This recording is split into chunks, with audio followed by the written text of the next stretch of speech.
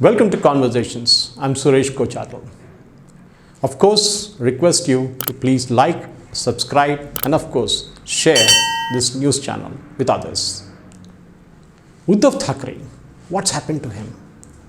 Suddenly, his love for Hindutva seemed to have sprung up again. Last week, he called on Devendra Fadnavis, the Chief Minister of Maharashtra, and of course, had a long 15-minute one-to-one meeting with him with no aids. What was discussed? What is Uddhav Thackeray trying to do? Is he walking away from the Mahavikas Aghadi? Or is he trying to stake his claim again as a Hindutva leader?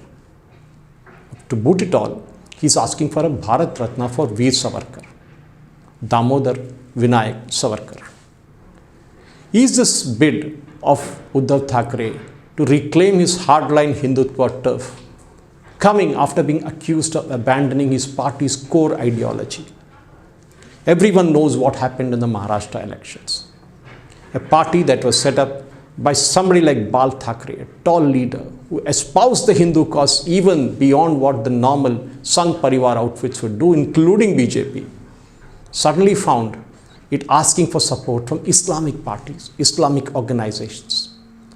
That is something I'm sure none of the party leaders of Shiv Sena, that is Uddhav Thackeray group, nor the core voter base, nor their party workers, the Sainiks, Shiv Sainiks as they're called, liked it. And we all know what happened in Maharashtra. Shiv Sena Uddhav Thackeray is now trying to reclaim what it lost miserably. And of course, now Uddhav Thackeray is questioning BJP as to why it's not giving the nation's highest civilian honor, the Bharat Ratna, to Damodar Savarkar. We all know why. Because on one hand, we have Rahul Gandhi, who is kind of going on and on and on in attacking Savarkar, saying, I am not Savarkar, I am Rahul Gandhi. Of course, Rahul Gandhi didn't utter a word during the Maharashtra elections. Now suddenly he is woken up and asking, kind of questioning Savarkar, saying that Savarkar wrote an apology letter to the British and all that kind of stuff, forgetting that Motilal Nehru wrote an apology letter to the British asking for his son Jawahar to be released, and he would not do anything against the British. Nobody talks about that.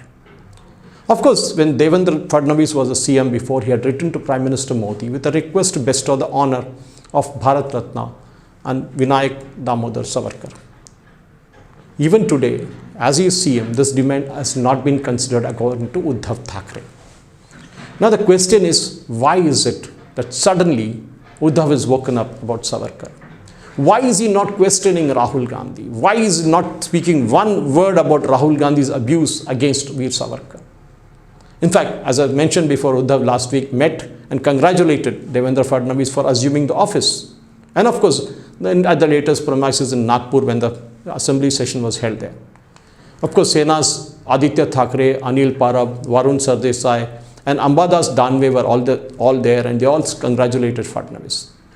Later, of course, as I mentioned before, Uddhav and Fadnavis had a closed-door meeting which lasted around 10 to 15 minutes. And definitely, there's something that's happening there.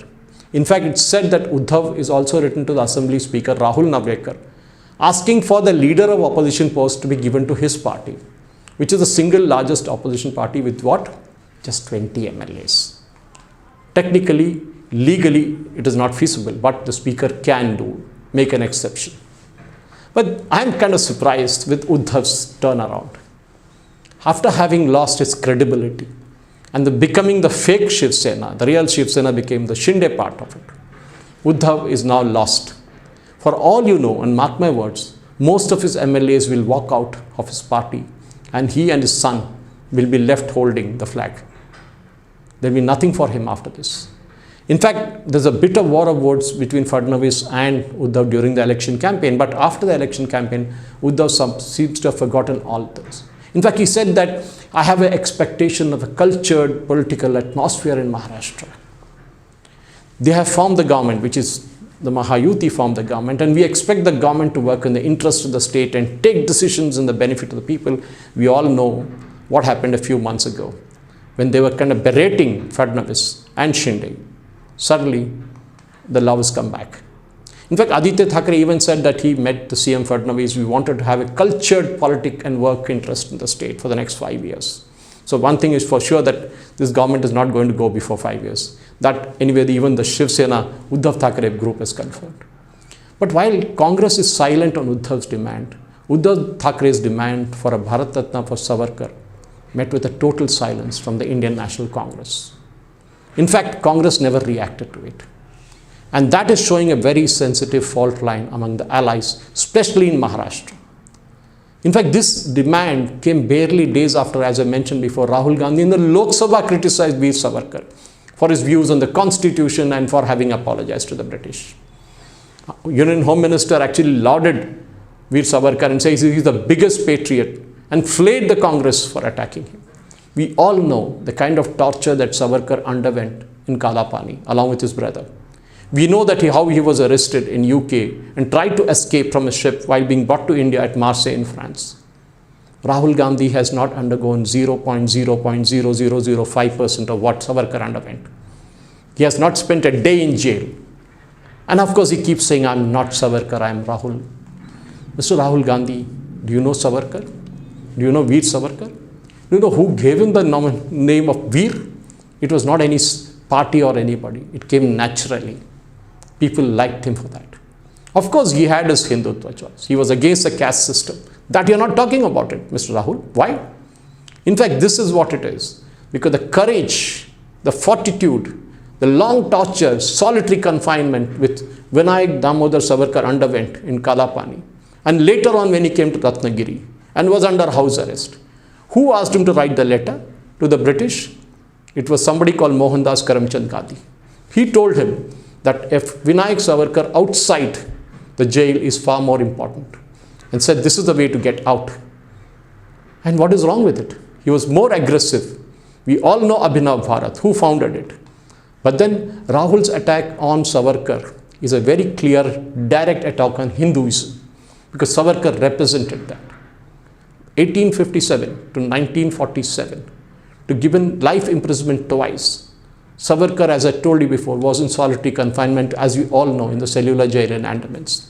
His brother was also in solitary confinement. Read those 2 volumes of Vikram Sampath and other books.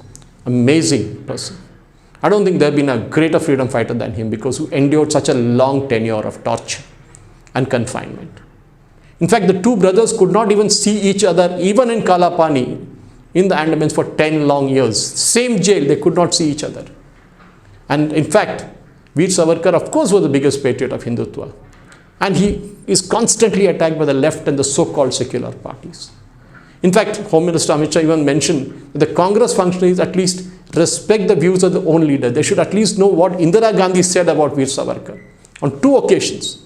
In fact, she donated money to the foundation which was taking up the cause of Savarkar, issued a stamp, a postal stamp in his honor. Mr. Rahul Gandhi, this is what your grandmother did. And she mentioned that he was a great son of India who fought bravely against the British. And the grandson of Indira Gandhi talks something just opposite. This is what is most important. Everyone knows why Mani Shankar Iyer removed that plaque outside the cellular jail devoted to Savarkar. Such was a hate for Savarkar by the Congress party and its leadership. Rahul Gandhi is only continuing it. He knows that the only way to get the Muslim vote is to keep attacking Savarkar. And with it, the Hindutva concept. And with it, the BJP, RSS and others. But everyone knows, end of the day, the Maharashtra elections has proved that Rahul Gandhi always barks up the wrong tree. He is a born loser. And we know that. Thank you for watching. Jai Hind.